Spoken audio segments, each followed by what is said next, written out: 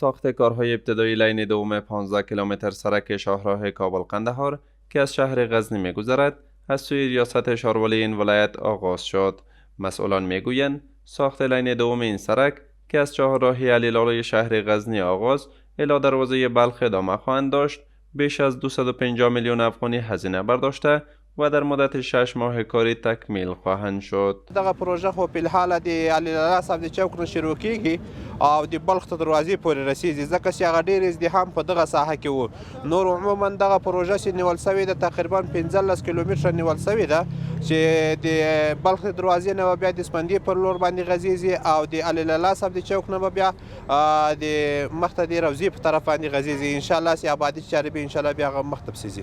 در همین حال باشندگان شهر غزنی از ساخت لین دوم این سرک ابراز خرسندی کرده و میگویند با تطبیق این پروژه نظم ترانسپورتی بهبود خواهند یافت. انشاءالله ډیر به خلک په سہولت کې چې خلک به خپل جای ته ډیر په ښه دغه باندې رسیږي، په ښه سہولیت باندې به رسیږي. لاربندي به نه وي، د سړک پراختیا زموږ لپاره ډیره ګټوره ده او زموږ ډیر خوشاله یو چې موږ ته دا سړکونه له خیره سره آزاد شي او جوړ شي. مخکې موټروانان چې راتله د ورځې به دلته په ښار کې ډیر رش و او ډیر تکلیف و، د ډیرو مشکلاتو سره د ټکر او د حادثو سره دغه و په تکلیف کې و. نو اوس که دا لاره چارسرکي سي موټروانانو ته ډیر ښه سهولت دی او دا د امارات اسلامي د مسئولینو څخه ټول ډریوران خوشحاله دي او یو ډیر ښه اقدام دی.